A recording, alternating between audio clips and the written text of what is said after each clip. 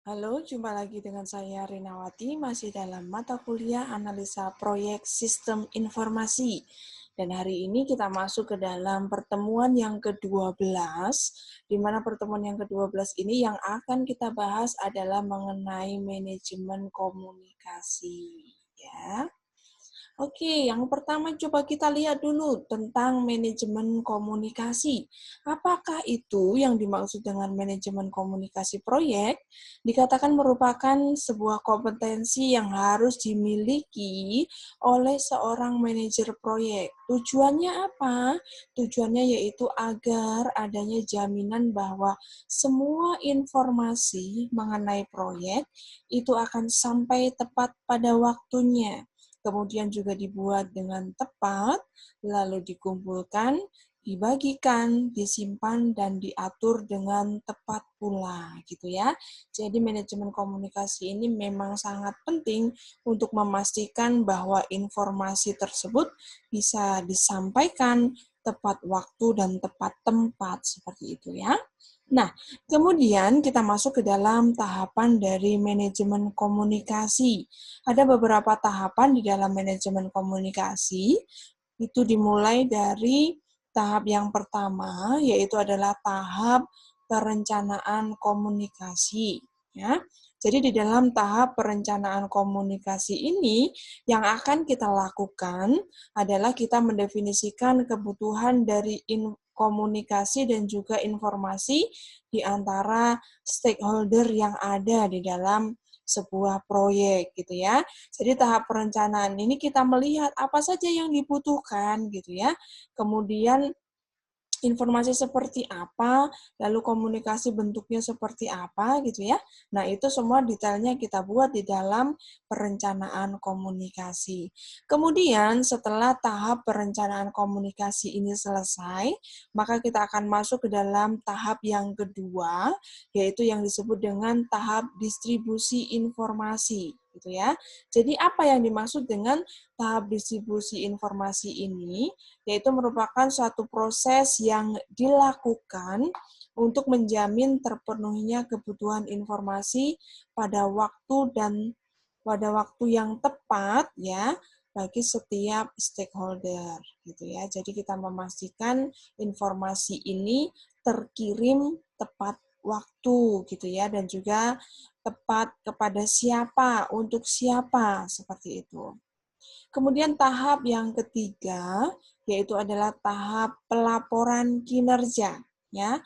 Jadi di dalam tahap pelaporan kinerja ini yang akan kita lakukan yaitu adalah kita mengumpulkan, kemudian kita menyebarkan informasi kinerja proyek ya, termasuk di dalamnya yaitu adalah status report, kemudian progress measurement, dan juga peramalan-peramalan yang kita buat ya. Nah, itu tahap pelaporan kinerja.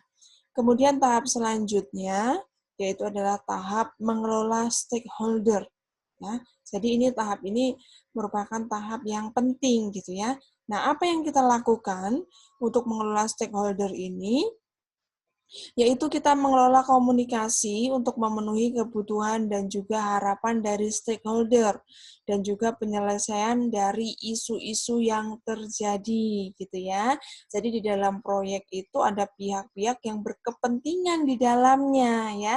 Jadi pihak-pihak tersebut ya kita harus atur, kita harus kelola sedemikian rupa sehingga kebutuhan mereka, harapan mereka, bahkan juga permasalahan persoalan yang terjadi di dalamnya itu bisa terselesaikan dengan baik gitu ya. Nah, itu adalah tahap pengelolaan stakeholder. Kemudian tinjauan umum dari manajemen komunikasi dari keempat tahap yang ada di dalam manajemen komunikasi. Di sini kita bisa melihat apa yang menjadi input, kemudian apa juga tools dan juga teknik yang akan digunakan di dalam setiap tahapnya gitu ya, dan juga output yang dihasilkan dari setiap tahap. Nah, coba kita lihat dari tahap yang pertama, yaitu tahap perencanaan komunikasi, gitu ya. Jadi tadi kita sudah mengetahui bahwa di dalam tahap perencanaan komunikasi ini kita akan mendeskripsikan apa yang kita perlukan, gitu ya. Kemudian bagaimana caranya, gitu ya. Jadi untuk menghindari kegagalan di dalam sebuah proyek yang salah satu penyebabnya adalah adanya kegagalan komunikasi. Nah, ini waktunya kita buat satu perencanaan yang baik. Kita memastikan bahwa informasi bisa terkirim tepat waktu dan tidak terlambat gitu ya. Sehingga informasi tersebut akan membantu semua pihak yang terlibat di dalam proyek tersebut untuk bisa mengambil keputusan yang tepat gitu ya. Dan dengan keputusan yang tepat tersebut akan membantu proyek bisa mencapai keberhasilan. Nah, kemudian apa rencana manajemen komunikasi? Nah, di sini merupakan dokumen yang berisi arahan ataupun tuntunan cara berkomunikasi di dalam suatu proyek, ya. Nah, apa saja yang terkandung di dalamnya, yaitu adalah kebutuhan-kebutuhan dari komunikasi stakeholder. Apa yang dibutuhkan, ya. Kemudian apa informasi yang akan dikomunikasikan, kebutuhannya apa, informasinya apa. Kemudian yang ketiga yaitu adalah siapa yang bertanggung jawab gitu ya untuk memberikan informasi, ya. Siapa pemberi informasi? Kemudian yang keempat adalah siapa yang menerima informasi, gitu ya. Jadi di dalam rencana manajemen komunikasi ini apa yang dibutuhkan, kemudian informasi apa, siapa yang memberikan informasi tersebut, dan kepada siapa informasi tersebut kita kirimkan, ya. Kemudian jadwalnya, frekuensinya kita juga harus tetapkan, ya. Misalkan setiap hari, setiap minggu, setiap bulan gitu ya, setiap semester, setiap tahun dan sebagainya. Kemudian bagaimana metodenya ya? Apakah pakai email, telepon, memo dan sebagainya ya. Kemudian metode untuk memperbaharui rencana manajemen komunikasi ya, bagaimana? Lalu metode untuk menyelesaikan masalah yang tidak dapat diselesaikan di level bawah. Jadi ini urutan-urutan penyelesaian masalahnya. Lalu daftar istilah atau terminologi. Jadi kita akan membuat daftar-daftar istilah sehingga satu akan menghasilkan satu informasi yang sama gitu ya dengan daftar istilah ini. Nah, ini contoh dari analisis stakeholder gitu ya. Jadi kita melihat stakeholdernya siapa, kemudian nama dokumennya apa, formatnya apa, lalu siapa yang menjadi kontak personnya, kemudian kapan waktunya gitu ya. Kemudian tahap yang kedua yaitu adalah tahap distribusi informasi. Distribusi berarti ya mengirimkan gitu ya. Nah, tadi kita mengirimkan informasi ini kepada pihak-pihak yang memang berkepentingan di dalamnya ya. Yang berarti bahwa kita mengirimkan kepada orang yang tepat dengan waktu yang tepat, kemudian format yang tepat, frekuensi dan sebagainya. Itu semuanya tepat sesuai dengan yang telah ditetapkan gitu ya. Nah, di sini harus seorang manajer proyek itu harus mampu untuk memutuskan bagaimana cara yang paling tepat, paling efektif, paling efisien untuk melakukan distribusi informasi ini ya. Kemudian apa saja yang penting di dalam distribusi informasi? Yang pertama yaitu adalah penggunaan teknologi. Jelas ini sangat penting gitu ya. Karena dengan penggunaan teknologi yang tepat, maka akan menjamin bahwa informasi tersebut original gitu ya, tepat waktu dan sebagainya. Kemudian bagaimana caranya? Apakah dengan cara formal ataukah dengan cara informal ya. Kemudian penanganan informasi yang sangat penting agar dapat didistribusikan dengan efektif dan tepat waktu ya. Kemudian bagaimana medianya, pemilihan media ini yang paling cocok yang mana ya. Lalu pemahaman akan teknik komunikasi. Kemudian teknik menyampaikan hal-hal yang mungkin bisa kita katakan tidak baik gitu ya. Kemudian pengaturan dari jumlah jalur komunikasi. Nah, ini beberapa hal yang harus kita perhatikan di dalam distribusi informasi. Nah, ini contoh pemilihan media komunikasi yang paling tepat ya.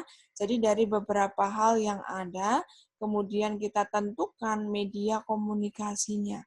Nah, dari sini kita akan tahu manakah yang kira-kira paling tepat untuk kita gunakan sebagai media komunikasi. Contohnya nih, misalkan bagaimana untuk menyatakan satu, misalkan ya, untuk menyatakan satu tujuan gitu ya, apakah cocok dengan hard copy, ya, cocok nggak kira-kira? Nah, di sini kita memberikan penilaian. Kalau menggunakan telepon, menggunakan email, ya, voicemail, meeting, website, dan sebagainya, ya, kita akan memberikan penilaian. Nah, dari penilaian tersebut akan kita ketahui manakah media komunikasi yang paling tepat untuk menyelesaikan sebuah tahapan, gitu ya. Kemudian penetapan dari jumlah jalur komunikasi. Nah, di sini kita akan bisa menghitung berapakah jumlah jalur komunikasi yang ada gitu ya. Rumusnya adalah N dikali N-1 dibagi 2 ya.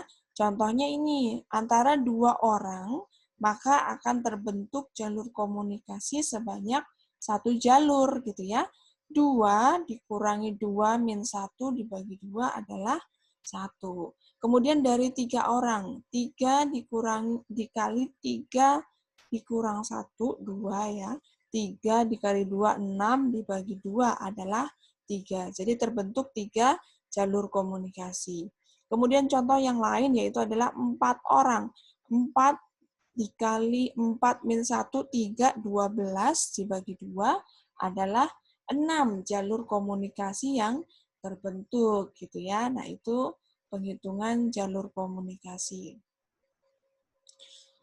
Kemudian proses distribusi informasi itu akan kita dokumentasikan dalam organization process asset. Nah, informasi-informasi yang bisa kita update diantaranya adalah listen learn, kemudian project record, lalu project report, kemudian juga bisa berupa masukan, kritik, saran ataupun peringatan dari stakeholder gitu ya. Nah, itu hal-hal yang penting.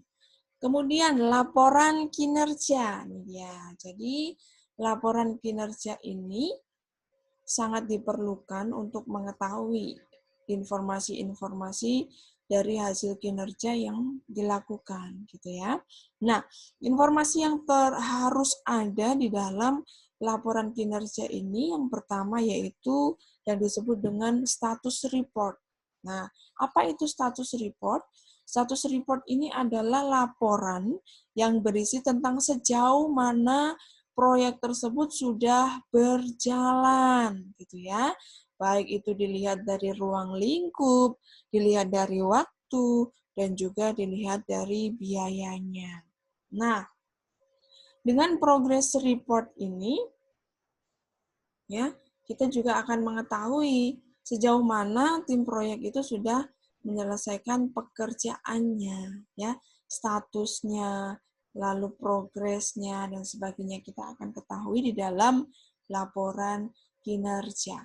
Kemudian, yang ketiga yaitu adalah peramalan, gitu ya.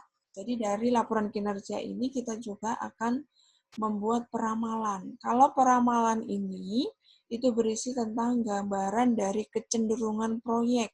Apakah nantinya akan berhasil ataukah tidak gitu ya. Jadi ini akan kita lihat dari pencapaian proyek yang sudah berjalan saat itu. Ya, ingat lagi bagaimana kita bisa melihat value management gitu ya. Apakah terlambat, apakah terjadi pembengkakan biaya, ataukah tepat waktu gitu ya, tepat anggaran dan sebagainya.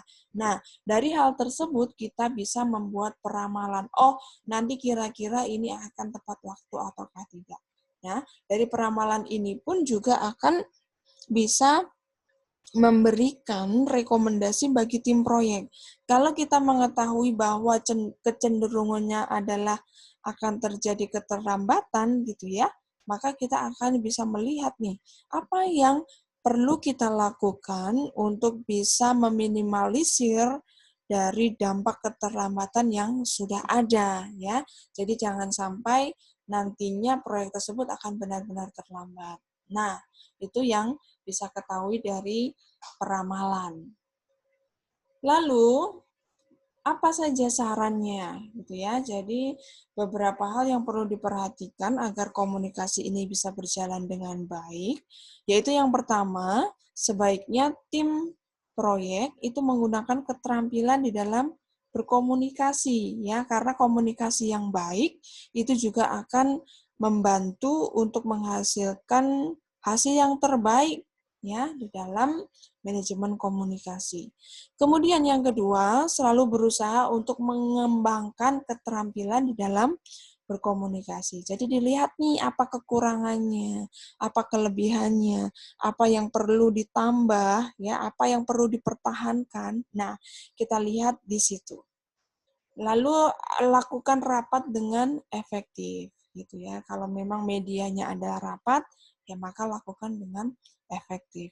Kemudian kalau pemilihannya adalah melalui email, itu pun juga harus dilakukan secara efektif. Contohnya apa? Contoh dengan memberikan judul yang tepat, kemudian isi yang tepat juga, ringkas, padat, dan jelas, gitu ya.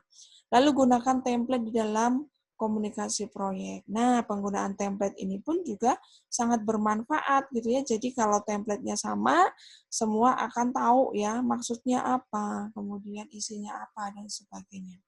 Lalu bangun infrastruktur komunikasi. Nah, infrastruktur ini juga sangat diperlukan gitu ya.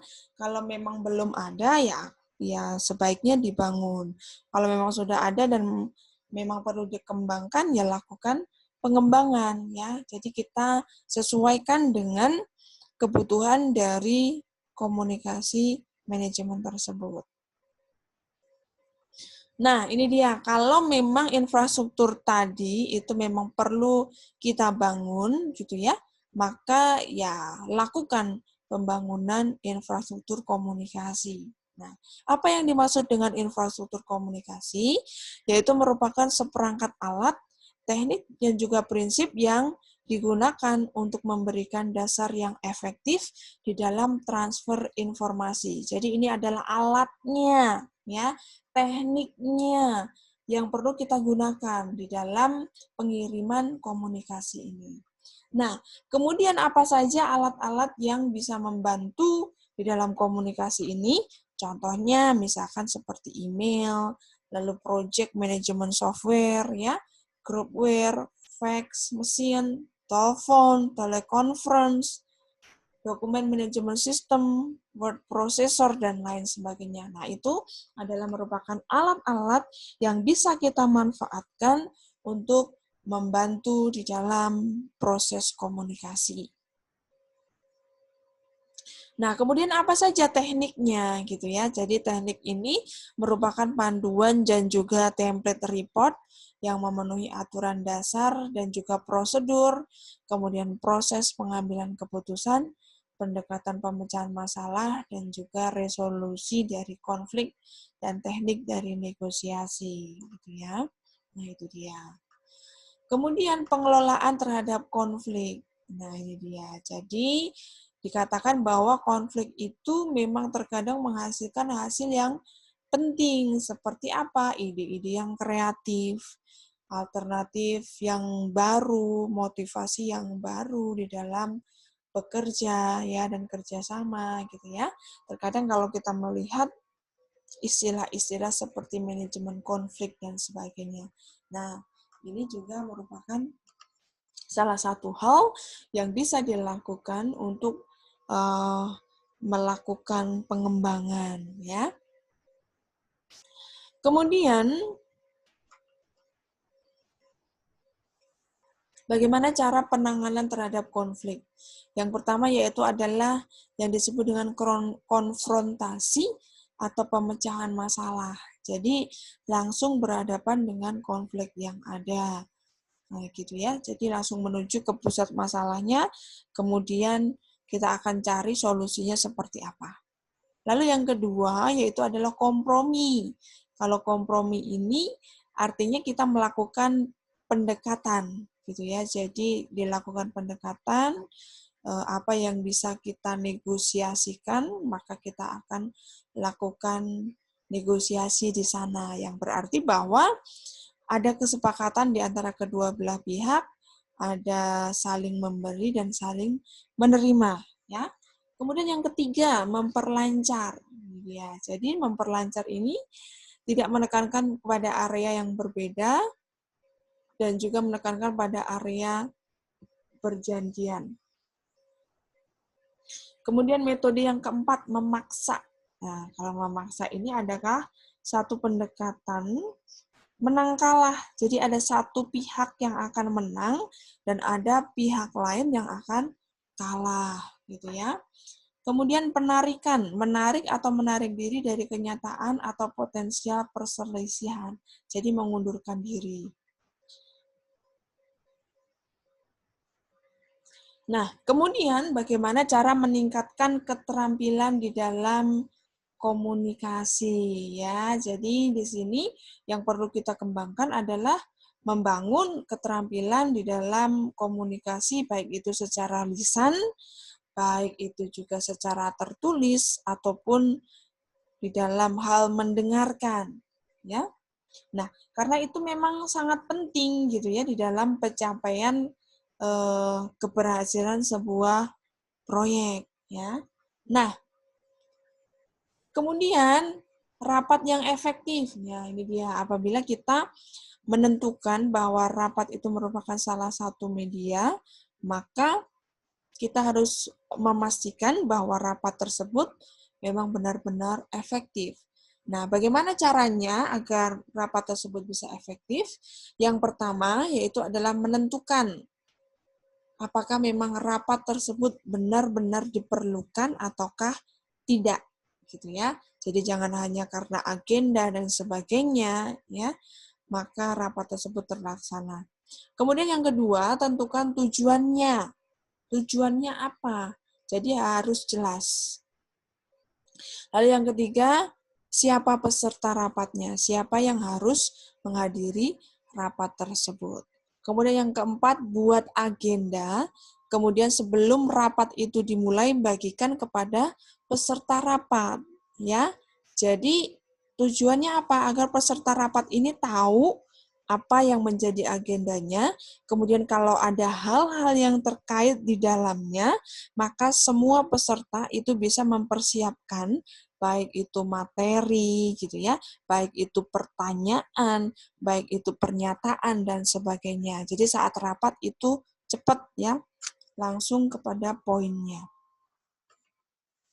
Kemudian mempersiapkan segala perlengkapan sebelum rapat itu dimulai, seperti handout misalkan ya, alat peraga, kemudian peralatan, perlengkapan semua yang diperlukan itu harus sudah dipersiapkan. Lalu jalankan rapat secara profesional, kemudian bangun relasi. Nah, itu dia. Kemudian kalau penggunaan email, nih dia. Jadi beberapa hal yang harus kita perhatikan bahwa email itu merupakan media yang memang tepat untuk berkomunikasi. Kemudian tujuan alamat ataupun tujuan dari email tersebut itu benar ya. Jadi kita mau kirim kepada siapa, nah ini memang benar bahwa orang tersebut adalah memang orang yang tepat untuk menerima email tersebut. Kemudian gunakan judul yang berarti. Artinya apa? Bahwa judul tersebut adalah mewakili isi dari email.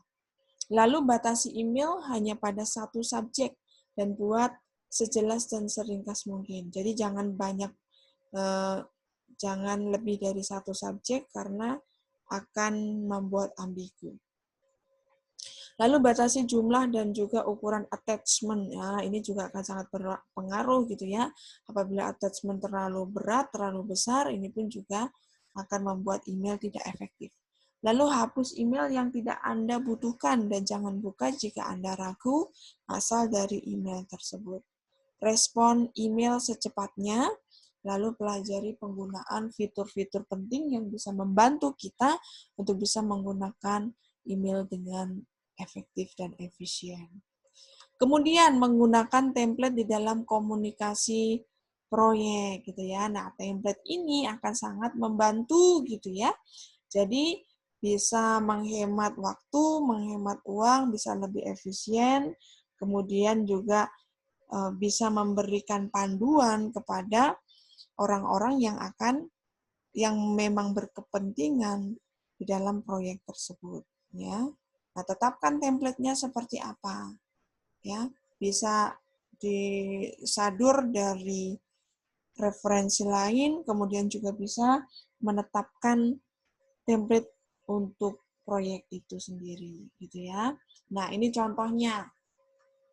Contoh template untuk deskripsi proyek misalkan ya. Nah, bisa dilihat di sini apa tujuannya, ruang lingkupnya, asumsinya, biayanya, schedule-nya gitu ya. Kemudian di sini kita bisa buat lampirkan Gantt chart-nya ya sehingga semakin jelas. Nah, itu contoh template dari deskripsi proyek. Kemudian contoh template dari progress report bulanan nih misalkan ya. Seperti ini contohnya. Kemudian ini adalah contoh dari template outline dari final project report misalkan ya. Nah, ini contoh template-nya. Kemudian contoh template dari final project documentation. Ini contohnya ini ya dan sebagainya. Nah, itu dia pertemuan 12. Semoga bermanfaat. Dan mohon maaf apabila ada salah-salah kata. Dan akhir kata, terima kasih, senantiasa sehat,